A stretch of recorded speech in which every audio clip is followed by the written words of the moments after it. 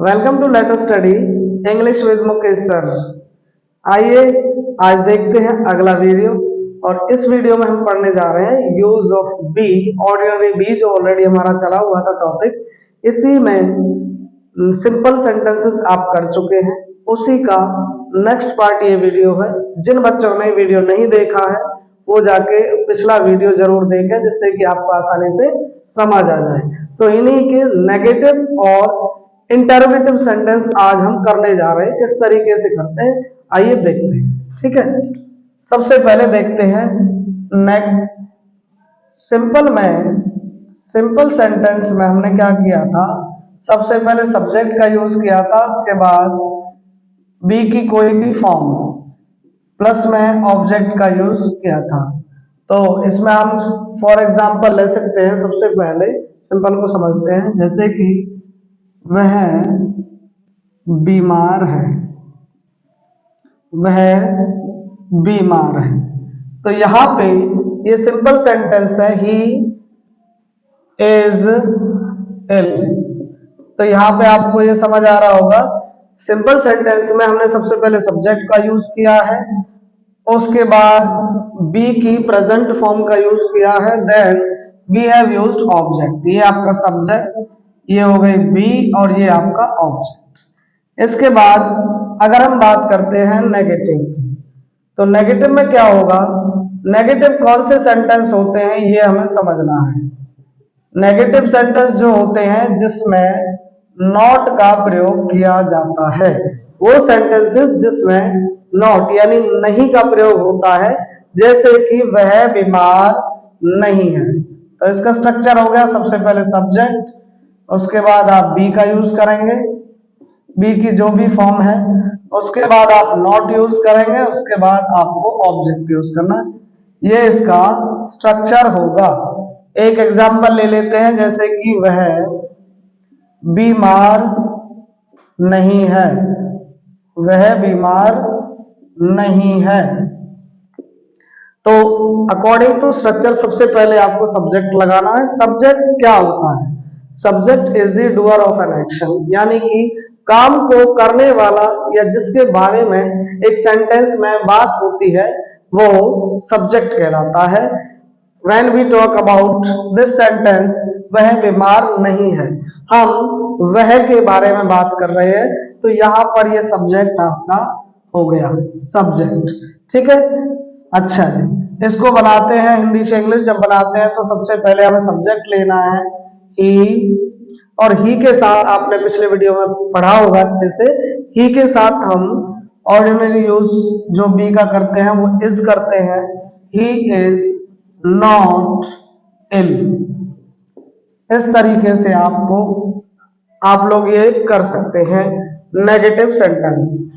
और अगर हम कोई और एग्जांपल ले सकते हैं, जैसे कि मैं एक विद्यार्थी नहीं हूं, I am not a student. तो इस तरीके से आप काफी सेंटेंसेस स्ट्रक्चर के हिसाब से कर सकते हैं। स्ट्रक्चर यही रहेगा, subject be, not and object. इससे आगे देखते हैं इंटरोगेटिव। इंटरोगेटिव में जो स्ट्रक्चर होता है, इसमें सबसे पहले हम बी का यूज कर देते हैं, उसके बाद सब्जेक्ट को रखते हैं और यहाँ पे हम ऑब्जेक्ट ले लेते हैं, और क्वेश्चन मार्क इसमें जरूर आएगा। ठीक है, आइए एग्जांपल्स के साथ समझते हैं। सबसे पहले क्या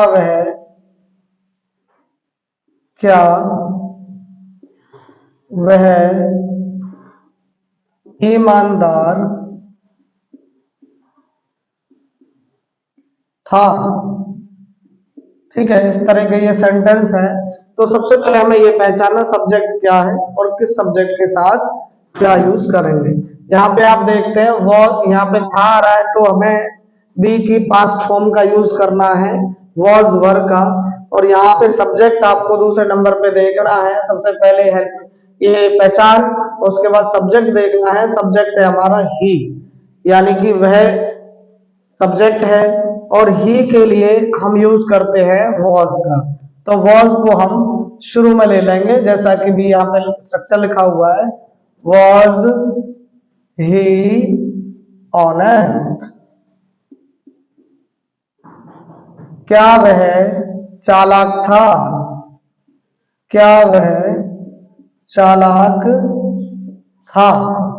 तो इस तरीके के सेंटेंस में वही जो स्ट्रक्चर है उससे बाहर हमें नहीं जाना है, ये स्ट्रक्चर के हिसाब से फॉलो करना है।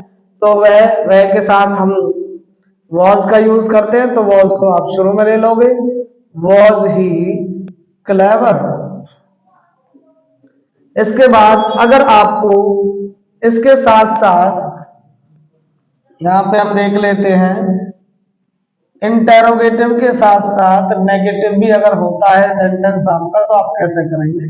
तो सबसे पहले वही बी का यूज, फिर उसके बाद सब्जेक्ट और आपका नोट यहां पर आएगा, इसके बाद आपका ऑब्जेक्ट और देन क्वेश्चन मार्क।